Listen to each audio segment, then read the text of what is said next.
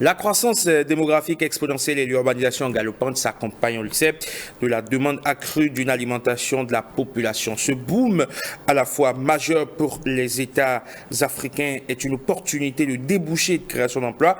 Quelle perspective ce secteur agroalimentaire, bien sûr, peut-il offrir pour l'emploi des jeunes? Quelles sont les contraintes à lever, les pistes d'action à explorer? Jennifer, bonjour. Bonjour Herman, bonjour Amir, bonjour chers téléspectateurs, comment allez-vous? Bonne et heureuse année. Merci beaucoup Jennifer. ZTV, c'est un bonheur de vous retrouver pour cette année 2024. Bonheur partagé. Et on espère évidemment que vous allez rester avec nous jusqu'à la fin de la saison. Évidemment, on l'espère aussi. Alors merci comme d'habitude pour votre si belle introduction. Nous parlons justement des opportunités dont regorge ce secteur en pleine expansion, surtout la transformation agroalimentaire. Et pour en parler, nous recevons sur ce plateau une entrepreneur agroalimentaire, Madame Marlène Badé-Mekenji. Bonjour. Bonjour. Merci d'avoir accepté notre invitation. C'est un plaisir. Alors, nous avons suivi tous l'introduction de Herman. C'est un secteur qu'on remarque de plus en plus. En tout cas, moi, je vais commencer par vous demander pourquoi vous avez choisi ce secteur d'activité. Merci. Je pense que c'est d'abord par passion et par vécu. D'accord. Après, je suis restée justement parce que la passion était de plus en plus forte. Je pense que j'ai trouvé ma voie. Voilà. Ok, alors nous allons aller, je parlais des opportunités, c'est d'ailleurs cela le thème. Si je vous demandais les opportunités qu'offre ce secteur. En fait, je suis étonnée parce qu'il n'y a pas autant d'opportunités que ça, en fait. D'accord. Selon moi, pour les primo-entreprises, il n'y a pas tant d'opportunités. Maintenant, quand on grandit, peut-être, on a la chance d'être accompagné, d'être développé. D'accord. Sinon, pour le moment, on a que la satisfaction de ce que nous procure les retours clients. Mais qu'est-ce qui explique justement, je dirais, cet intérêt croissant qu'on remarque? Je ne vais pas citer de produits, mais nous voyons peut-être la transformation de tomates séchées, de jus d'ananas. Nous en avons tellement. Justement, si vous nous dites qu'il n'y a pas d'opportunité, qu'est-ce qui pousse, je dirais, à autant d'intérêt? Selon moi, beaucoup de personnes viennent dans ce secteur justement parce que se nourrir, c'est un des besoins fondamentaux. Donc, tant qu'il y aura d'hommes, ce secteur sera développé puisqu'il faudra faire des choses pour nourrir ces hommes-là. Du coup, on s'y met parce qu'on vend le service qu'on rend. D'accord. Mais quand on prend l'agro-business, en général, peut-être de la production jusqu'à la transformation, ce que vous faites, etc., est-ce que vous ne pensez pas que ça peut impacter l'économie? Si. C'est d'ailleurs les entreprises qui impactent grandement l'économie, justement. Mais au tout début, en fait, en tant que transformatrice, il n'y a pas forcément des opportunités. On ne rentre pas dans ce secteur parce qu'on a trouvé une opportunité qu'on court après. C'est autre chose qui fait rester. C'est peut-être la passion. Et justement, il faut satisfaire les besoins. C'est peut-être une opportunité, mais pas aussi grande que ce qu'on pense. Satisfaire les besoins d'autrui, c'est important. D'accord. Et en dehors, je dirais, de l'aspect financier, peut-être des bénéfices que vous pouvez avoir, est-ce qu'il n'y a pas quelque chose de plus grand? Quand on parle de transformation agroalimentaire, est-ce que ça n'a pas un avantage pour peut-être les producteurs, les agriculteurs? Parce que parfois, nous faisons face à des récoltes, peut-être qu'il faut stocker, qu'il faut conserver. Est-ce que ça ne joue pas un rôle dans ce sens? Oui, ça, aujourd'hui, les avantages sont en train d'être remarqué justement parce que l'État encourage le fait qu'il faut se mettre ensemble. Absolument. Moi, par exemple, je suis la présidente de la coopérative communale des transformateurs de produits maraîchers. De plus en plus, on voit qu'il y a de l'organisation dans le secteur aujourd'hui parce que seul on va vite, mais ensemble on va plus loin. C'est surtout pour nous donner des opportunités justement que l'État encourage qu'on se mette en groupe pour pouvoir bénéficier. Et depuis que vous vous mettez en groupe, est-ce que les avantages, les opportunités sont quand même visible, puisque vous dites qu'il n'y en a presque pas? Est-ce que quand même quelque chose pointe à l'horizon? Bon, si on va dire quelque chose pointe à l'horizon, on espère qu'on l'aura bientôt. D'accord. Madame Kenji, moi je suis surprise, ça vous fait des années, je pense, dans le secteur. Oui, j'ai commencé en 2019. Mais si vous y restez alors que vous ne gagnez strictement rien, c'est compliqué. Je pense que je ne vais pas dire que je ne gagne strictement rien. Je vis de mon business.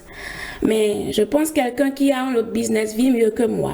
Je suis là justement par passion et parce que j'ai une vision. Beaucoup de ceux qui ont commencé avant ou avec moi ne sont pas restés. Beaucoup commencent, on voit qu'il y a beaucoup qui entrent dans le secteur, mais je vous promets, beaucoup ne restent pas. Quelles sont justement ces difficultés qui font que certaines personnes fuient, je dirais, le secteur? Le fait que nous ne soyons pas industrialisés dans le pays, c'est... Déjà? Oui, parce que les petits producteurs, c'est des charges, assez de charges que le consommateur ne peut pas forcément supporter. Donc, il faut avoir recours à des emprunts. Il faut chercher du financement à gauche, à droite. Et pour chercher du financement, il faut avoir des reins solides. Tout le monde n'a pas ces reins solides-là. Et quand tu n'as pas une passion, une vision, surtout, tu ne peux pas rester. Quand tu rentres parce que tu as vu l'autre essayer, tu te vois qu'il se fait déjà de l'argent parce qu'il vend beaucoup. Après, tu constates qu'il n'y a pas que ça. C'est justement pour ça que beaucoup se retournent. Mais comment vous vous débrouillez sans... Est-ce que vous avez une petite industrie? Oui, une industrie semi... Bon, j'ai une entreprise semi-industrielle parce que beaucoup de choses sont encore manuelles, archaïques. Et c'est le commun de la plupart des transformateurs aujourd'hui qui ne sont pas accompagnés. Et c'est justement pour changer ces choses-là qu'on se met en groupe pour pouvoir bénéficier de l'appui de l'État et pourquoi pas des partenaires internationaux. D'accord, justement, hein, vous allez bénéficier justement de cet appui-là. Mais lorsqu'on prend, je dirais, le secteur dans son entièreté, vous disiez tout à l'heure qu'il y a certaines personnes qui viennent parce qu'ils ont vu l'autre faire. De quoi faut-il tenir compte pour faire son choix, choisir vendre un produit, par exemple? Je reviens sur l'ananas, le jus d'ananas qui est beaucoup commercialisé.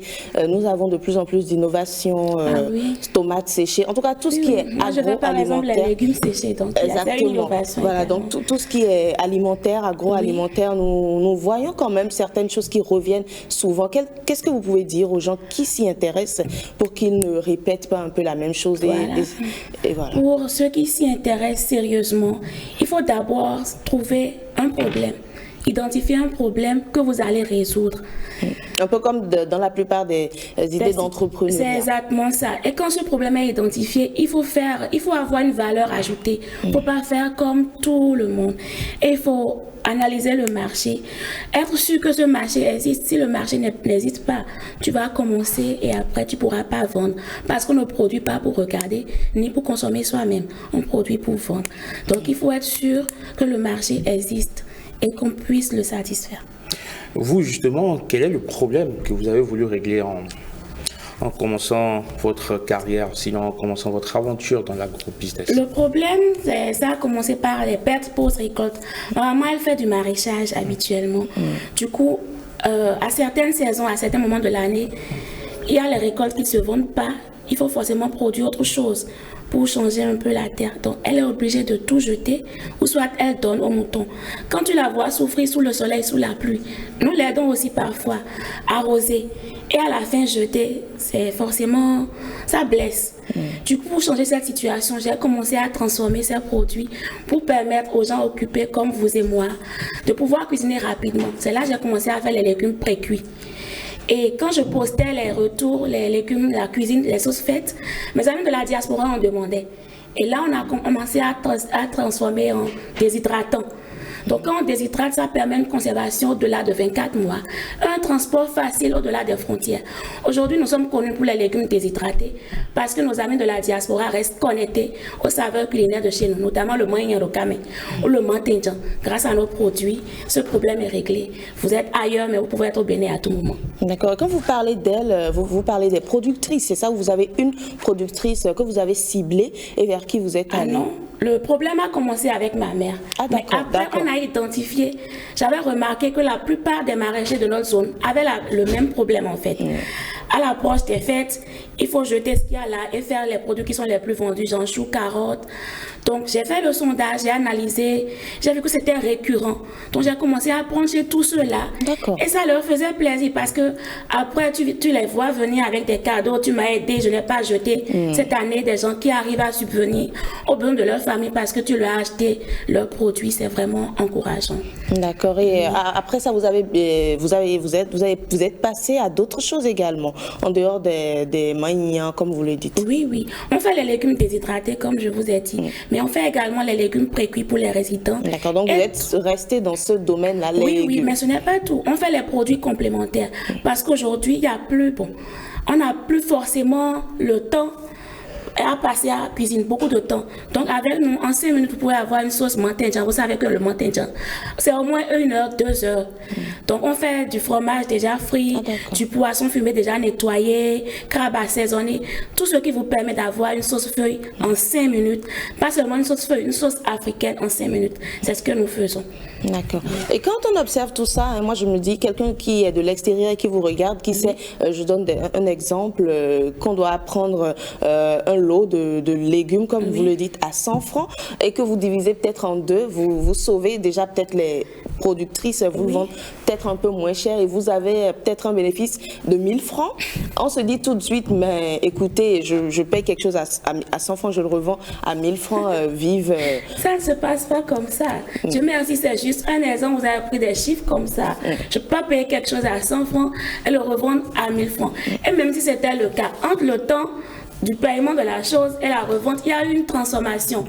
Et justement parce qu'on n'est pas industrialisé, la transformation, c'est un coût très élevé. Tout se fait pratiquement manuellement. Les charges sont de plus en plus énormes. Et à la fin, le prix du produit est élevé. On n'est pas forcément compétitif. Et nous, on veut vendre justement, on ne veut pas faire pour garder. Donc, on essaie d'être le plus compétitif possible. Et ça veut dire qu'on n'a pas forcément un gros bénéfice.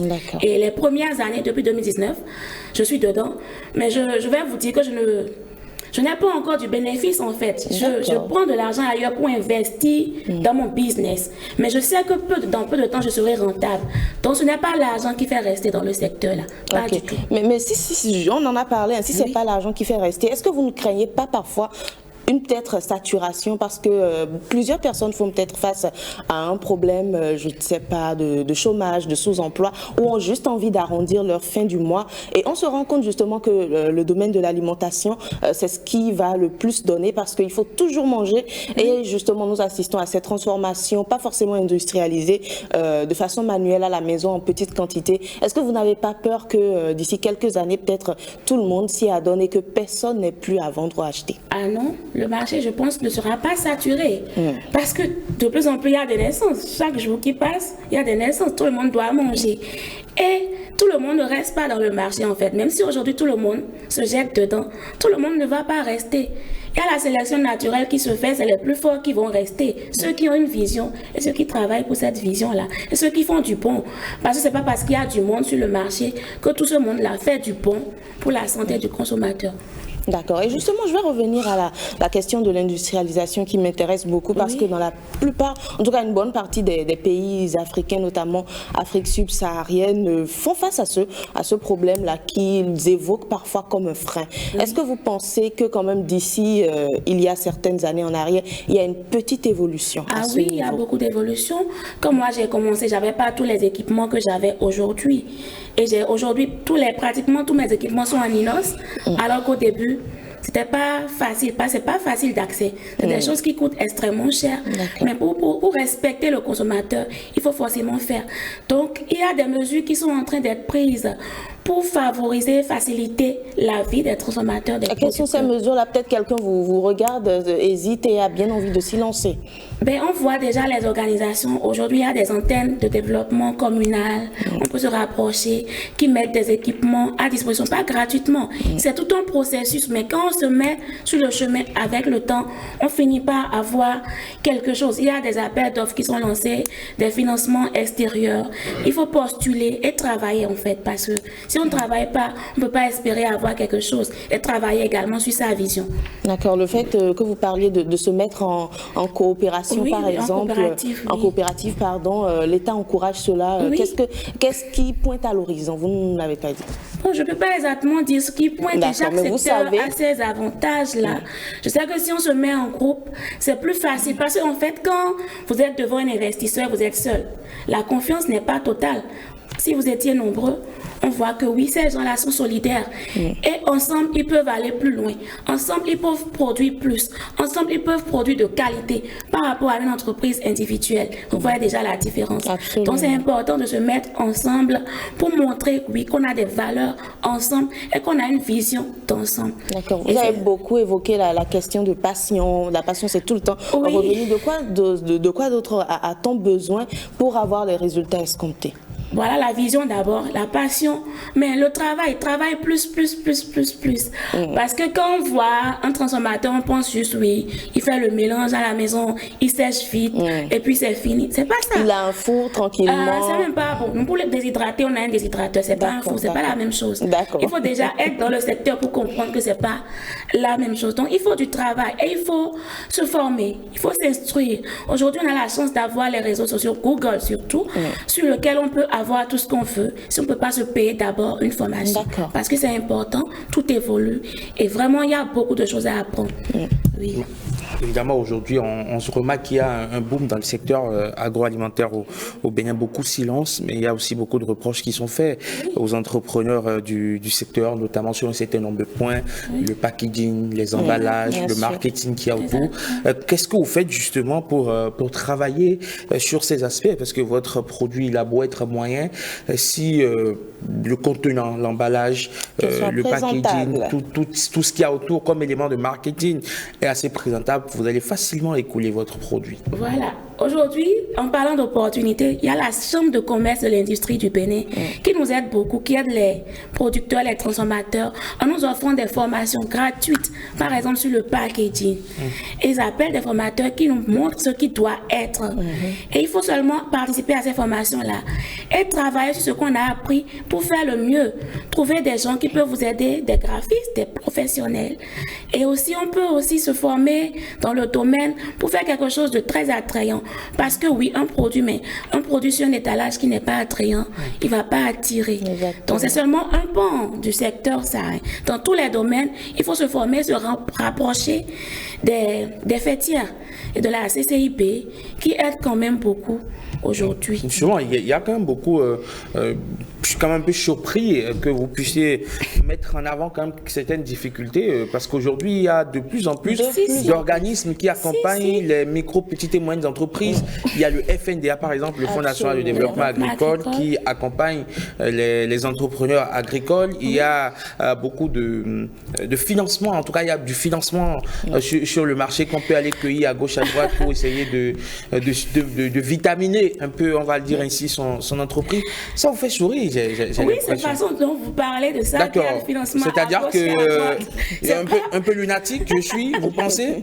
Non, pas du tout. Pas du tout. En fait, il faut être dans le secteur pour comprendre. C'est pas comme vous le dites. Il faut aller chercher à gauche, à droite. C'est pas accessible comme ça. D'accord. Il faut remplir des conditions. C'est des critères qu'il faut respecter. Et c'est pas des critères. Et un autre critère. Par exemple, il faut le nombre d'ancienneté. Il faut avoir un certain chiffre d'affaires. Et parfois, moi, je vois qu'il y a des contradictions dans les critères. Parce qu'on peut pas demander à une petite entreprise d'avoir, par exemple, un chiffre d'affaires de 15 millions par mois. D'où la nécessité peut-être de se mettre ensemble. Voilà, merci madame, vous avez tout compris. Donc c'est pas qu'il y a de l'argent qu'il faut cueillir comme ça, non, pas du tout. Même s'il y a de l'argent qu'on vous offre pratiquement gratuitement, il faut accéder à cet argent-là. Et c'est tout un chemin à parcourir. C'est pas un chemin où on se lève pour parcourir. Il faut s'apprêter, il faut travailler. Je ne présente pas un panier de légumes et puis je vais à la FNDA. Je vais au FNDA pour l'argent qui est disponible pour moi. Non, c'est pas comme ça. Il faut se rapprocher justement. Je loue l'effort qui est fait. Et il y a au moins ces accompagnements-là qui existent. Mais pour aller vers ces accompagnements, c'est tout un bagage qu'il faut avoir. Justement, et quelles sont selon vous ces contraintes-là qu'il faut lever? Il faut revoir les critères en fait, surtout pour les petites entreprises. Il faut revoir. On ne n'est pas grand, c'est un processus grandi. Et si vous voulez nous accompagner à grandir, ne nous tenez pas la main juste un moment et lâchez, on va retomber. Restez avec nous tout le long du processus, ou au moins le maximum de temps. Et allégez pour nous. Un enfant qui n'a pas de dents ne peut pas casser des os. Donc, tenez compte du fait qu'on n'a pas de temps avant de nous donner la viande. Voilà. D'accord, c'est compris. Mais justement, je vais évoquer également le consommation local qui a été beaucoup promu ces dernières années en Afrique, au Bénin, dans l'UEMOA. Est-ce que vous pensez que ça contribue, je dirais, à plus de visibilité, à plus de rentabilité dans ce secteur-là? Oui. C'est pas encore ce qu'on veut, mais quelque chose est fait. Certainement qu'il y a on a un commencé. important pas. Et c'est le plus important. Voilà. C'est vraiment bien de voir qu'on encourage le consommation local, mais il faut faire plus. Parce que la population est beaucoup plus tournée vers ce qui vient de l'extérieur. Je pense que ça a un peu changé, n'est-ce pas? Un tout petit peu, ça change. Ça change. Mais les gens n'ont pas encore confiance au Made in Bénin. Ils n'ont pas encore confiance en les producteurs. Et pour cela, justement... Est-ce que c'est à raison ou c'est à tort? Non, c'est à tort. C'est à tort. Vous êtes sûr? Si, vous parlez je suis très sûre. Je parle pour moi. Mais j'ai quand même beaucoup de collègues et on a les mêmes difficultés. On se rencontre, on échange. Et c'est à tort que les gens ne font pas confiance. D'accord, donc on devrait. Oui, on devrait. Et l'État devrait encore plus soutenir et alléger nos critères pour qu'on soit vite industrialisé et qu'au final, le consommateur soit totalement satisfait. Parce que parfois, si le consommateur n'est pas satisfait, ce n'est pas totalement la faute au producteur. Le producteur qui produit, il veut vendre. Il a une vision pour son entreprise. Donc, il n'a pas intérêt à faire mal. Il a intérêt à faire bien pour continuer à exister. Donc, s'il arrivait qu'il est mal fait, encore qu'il ne fait pas toujours mal. Mais pas ça arrive. Ça arrive, nous ne sommes pas parfaits. Aucune œuvre humaine n'est parfaite. Mais je pense qu'on pourrait mieux faire si on était encore plus accompagné. C'est vrai que l'État nous fait beaucoup, mais on peut encore mieux faire. Voilà, et mieux encourager la consommation locale. C'est déjà important de reconnaître, en dehors de cette industrialisation dont vous parlez, davantage de soutien, réduire les critères. Est-ce qu'il y a d'autres choses pour que le secteur décolle? Parce qu'on a bien envie de voir au Bénin, peut-être premier pays de transformation de légumes séchés, par exemple. Oui, c'est surtout alléger les choses dans le pays, c'est tout. Et faciliter les réglementations pour les petites entreprises, parce qu'il faut voir qu'elles sont vraiment petites d'abord et qu'elles ont envie de grandir. Ok, nous avons fini, mais je vais vous demander déjà à vous, votre niveau, ce que vous faites. C'est vrai, on a parlé tout le temps de l'État, des institutions qui doivent accompagner. Est-ce que vous initiez des choses dans ce sens-là? Oui, l'année passée, bon. Il y a quelques jours, parce que c'était en décembre, on a fait, Calavi en fait la première édition, et c'est Bademe Natural Food qui a organisé. C'est un événement qui a rassemblé beaucoup de producteurs locaux autour des sauces locales. Donc on avait fait du moyen, du fétric beaumont, du tékoun, du nénoui, du févi. Donc c'est davantage pour susciter l'intérêt au sein de la population. Oui, au sein de la population, parce que beaucoup d'enfants ne mangent pas nos sauces locales. Ça c'est vrai. Oui, voilà. Et c'est pour ça que nous vous facilitons la vie, pour permettre aux parents de leur en faire plus. D'accord. Oui. Je crois que le message est passé. Certainement, les participants ont compris qu'il y a beaucoup qui se fait ici au Bénin. Merci, Herman, de nous avoir reçus. C'est tout pour cette chronique. Je rappelle que nous avons parlé de la transformation agroalimentaire et des opportunités dont cela regorge. J'étais avec Marlène Bademe Kendi, entrepreneur agroalimentaire. Merci. Merci également à vous, Jennifer. Allez, merci beaucoup. On vous souhaite beaucoup de courage. Merci. On vous souhaite aller capter du financement. On l'espère pour vous. C'est vrai que ce n'est pas accueilli comme une mangue mûre, mais il faut quand même un peu de patience et il faut aussi beaucoup de détermination, du travail. Tant que ce que vous proposez est intéressant, il n'y a pas de doute que cela ne puisse ne pas aboutir. Allez, 5 sur 7 matin, juste après vous, on reçoit... Est-ce qu'on va parler d'entrepreneurs confirmés demain? On va parler de quoi? On peut dire entrepreneur, confirme quand même. Enfin, on va voir quand même un patron. Un patron, lui, sa spécialité, c'est recruter, c'est gérer les ressources humaines, c'est accompagner également, pourquoi pas, les entreprises à pouvoir asseoir une forme de ressources humaines, de direction des ressources humaines assez élargie. C'est pas aussi votre cas souvent. Les micro-entreprises, tout le monde est patron. On a tout de suite besoin de la main d'œuvre. On a tout de suite besoin de la main. Ne demandez pas le doctorat, quoi.